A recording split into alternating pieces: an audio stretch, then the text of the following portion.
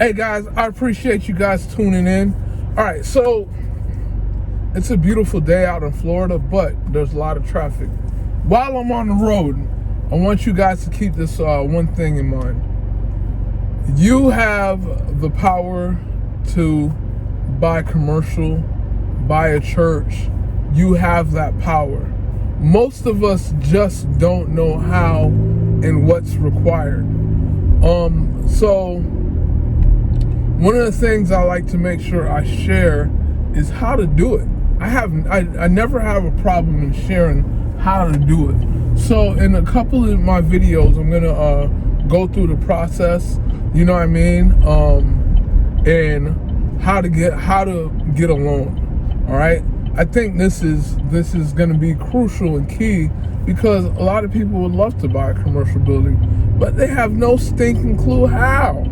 A lot of people would love to buy their church, but they have no stinking clue how.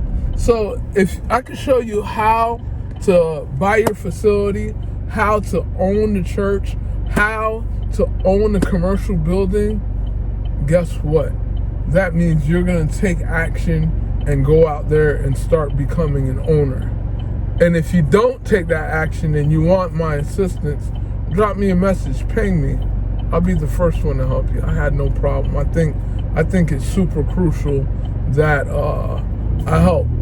Before I get into this though, man, I want you guys to hit the subscribe button. Make sure you like it. Make sure you check out my other videos because I'm gonna constantly be putting a lot of stuff out. I'm gonna be putting a lot of tips, tricks, little secrets that you can do in different ways that will actually benefit you in terms of becoming an owner.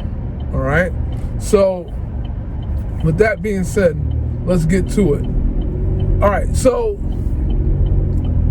buying a commercial facility, I'm not even going to talk about the church like I always do. Buying a commercial facility, what is required and what can be done, all right? Now, you can buy a commercial facility for almost 15% down plus closing costs, all right? You can be the owner of a commercial facility, as low as 15% down. Now, when you go into like 15% down, you're looking at what's called an SBA loan, all right? Now, an SBA loan, they require everything, all right? Just understand that. They require everything, all right? But what's great about an SBA loan, it's a long-term loan, low interest rate, and but the SBA is on everything. So with the SBA, don't default on that particular loan. Don't be late, and just make sure that you pay them and you just make sure your facility's paid. All right. So next, we go into the 20% range. All right. When I talk 20%, I'm typically talking about like a multi-unit apartment complex, 100 units, 200 units, whatever. All right. Typically 20% down plus closing costs. All right.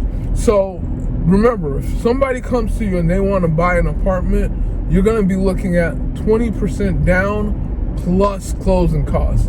And the hard part is just remembering 20% down. All right. But when they go through the process, they're going to look at the tenants. So you don't want to go buy an empty apartment complex. That doesn't make sense.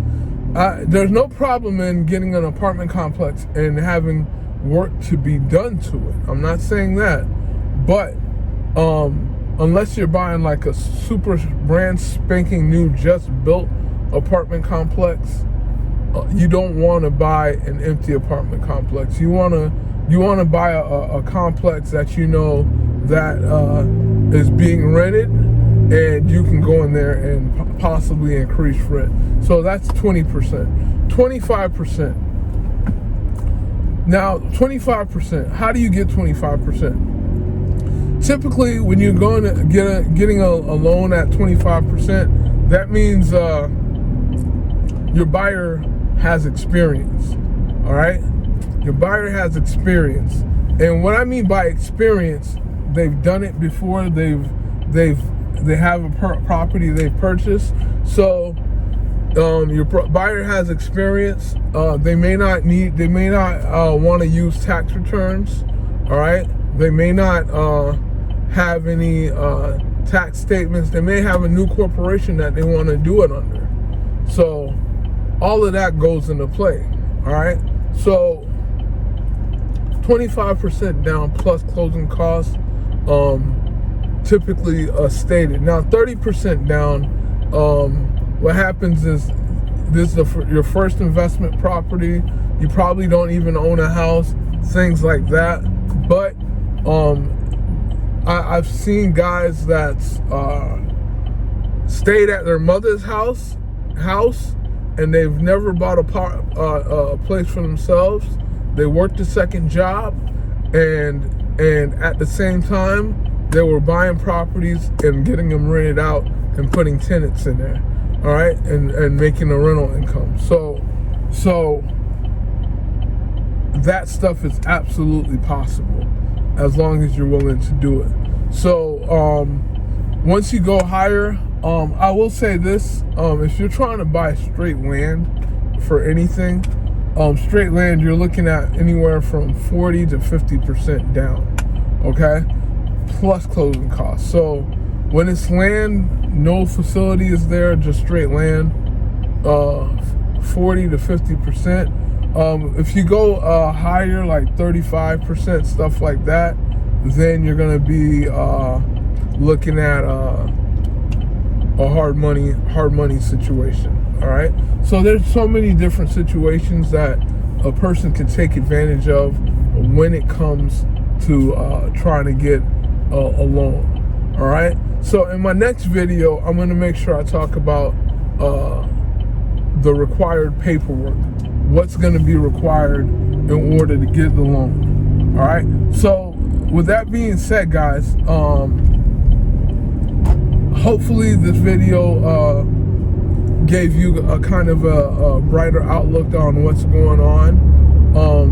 Like I said, it doesn't matter where you at, as long as you're trying to buy commercial, you can reach out to me.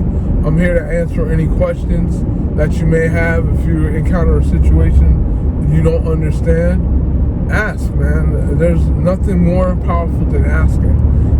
A question unasked is a question unanswered. So ask. You know what I mean? I can't stress it enough. That when you don't know and you don't ask, you don't get results. All right. And if you're in business like I am, you know how important results are to get. So ask the questions. Be that standpoint. Be the point for people to be able to figure it out and be willing to help, man. I appreciate you guys so much for tuning in. Also, I'm gonna be having emails. I'm gonna put a link below. Subscribe, join, all that stuff, and look out for more videos. Ask questions. I look to hearing from you guys. Thank you so much.